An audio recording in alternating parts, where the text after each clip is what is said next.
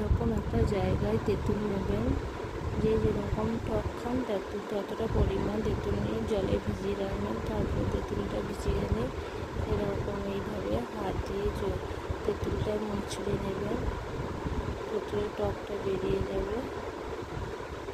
তেঁতুলের রঙটা এরকম কালো হয়ে গেলে জলের রঙটা তেঁতুলটা গুলে গেছে।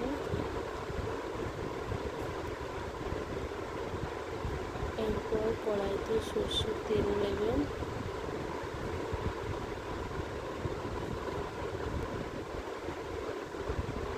তেলটা গরম হয়ে গেছে, এবার ইলিশ মাছগুলো তেলে দিয়ে দেবেন।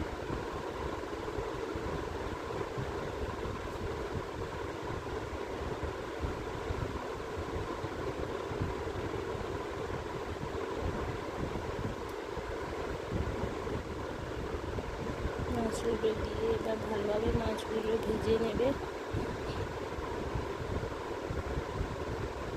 মাছটা ভালোভাবে ভাজা হয়ে গেলে ওই তেলে ফোড়ন দিয়ে দেবেন।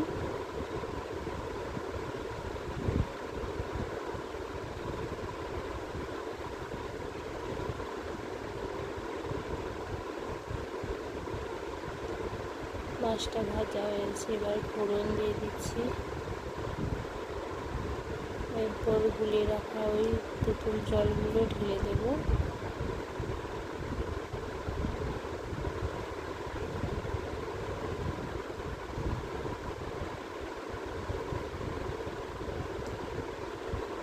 পরিমাণ মতো হলুদ, নুন ও গোটা কাঁচা লঙ্কা দিয়ে দেবো।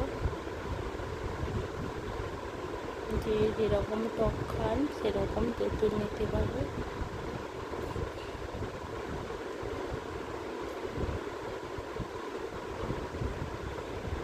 নুন দিয়ে দিচ্ছি।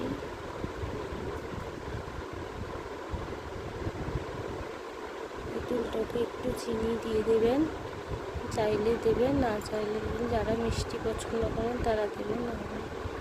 তেঁতুল টক রেডি।